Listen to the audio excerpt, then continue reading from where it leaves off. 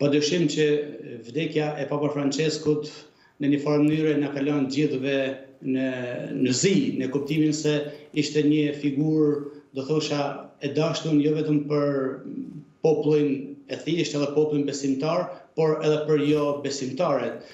Unë, realisht, sikur se edhe ju thatë, kam pas fatin me jetu disa vite në Rom, edhe në kohën kur ishte edhe si Papa Francesku, edhe në takimet hermas hershme, sidomos edhe në nivel studente, sepse kur kam kryer studimet edhe bashkë me kolegjin ku unë jetoja, apo në takimet ndryshme të rastit, realisht gjithmonë më ka lënë përshtypjen e një figure, e një babet, në kuptimin që Papa Francesku ishte njeri i thjeshtë. Kujtoj hermas herët kur ne kishim edhe takimet me ta, gjithmonë Papa si përgatisin fjalimin e cilin ai e lexon, e kështu va mendimin e tij. Por në të shumtën e herëve kur ishin to takimet, po thojmë, më të thjeshta, gjithmonë i linte fletët edhe fliste drejt për drejt, sepse stili i Papës ishte pikërisht ky, ai donte me komuniku zemër me njerëzit. Pra nuk ishte njëri formal, nuk ishte një person që ai fliste thjesht me shpreh mendimin edhe kaq,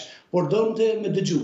Për shembull, një prej aftësive të jashtëzakonshme të Papës ishte forca e tij për të dëgju njerëzit. Për shembull, ne që ishim meshtar, ai kishte dëshirë për të negjuar se cili ishte mendimi jonë, cila ishte perspektiva jonë. Pra kjo ishte një tipar i jashtëzakonshëm i Papa Franceskut, përveç thjeshtësisë, përveç po them modestisë këtij, kishte këtë aftësi për të ndalu edhe për të ndëgjuar cilat ishin shqetësimet e trive, shqetësimet e meshtarëve, brenda kishës, jashtë kishës. Pra ishte një veti që realisht besoj e papërsëritshme. Edhe në këtë kontekst besoj se nuk është e rastishme fakti që ky ka hyrë në zemrat e shumë besimtarëve. E kur them shumë besimtarëve, edhe ato që besojnë e janë pjesë e kishës katolike, por edhe ma gjanë se kaq. Dom Artur, tani kjo është pyetja që ndoshta edhe bashkë kemi biseduar në privat, por nuk e kemi dhënë dot një përgjigje. Pse ishte kaq e fortë lidhja e Papa Franceskut me Shqipërinë? E kam përsëritur dhe po e them, nuk është pak që gjatë papatit të tij të kemi krijimin e një kardinali, të kemi shëntërimin, edhe pse ishte një proces i nisur më parë, shëntërimin e Nën Terezës, të kemi lumnimin e 40 martirëve, më pas edhe lumnimin e 2 martirëve të tjerë vetëm pak muaj më parë. Vizita e tij e parë jashtë Italisë ishte në Shqipëri. Pse u lidh kaq shumë Papa Francesku me Shqipërinë?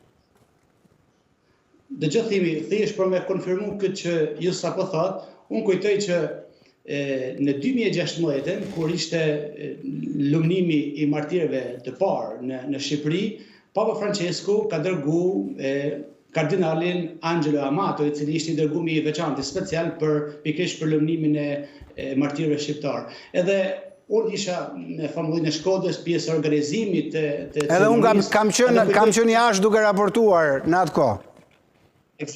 Eksakt, po e di edhe te.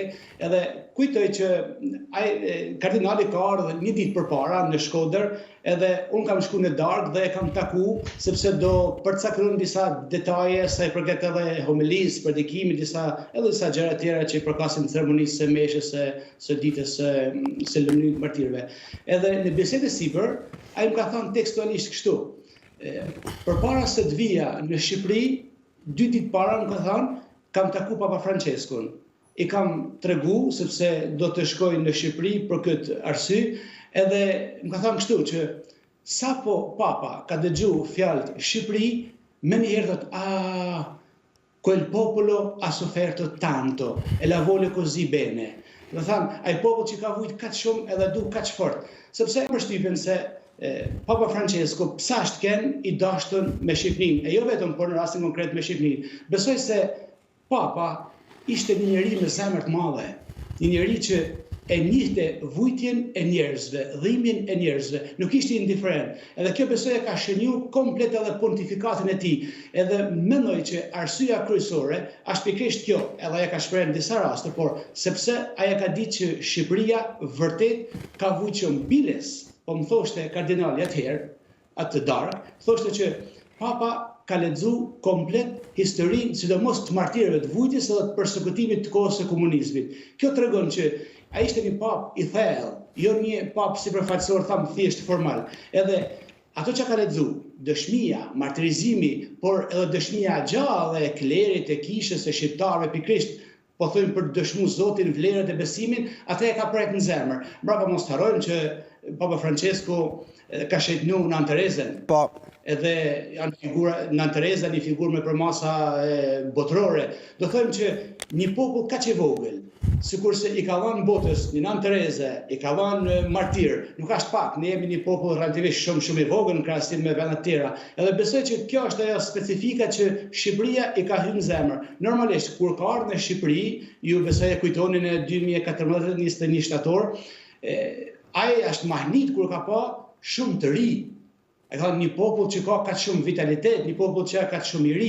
Pra, në një farë mënyre, besoj Papa është mahnit pikërisht nga thjeshtësia, por nga vutet që populli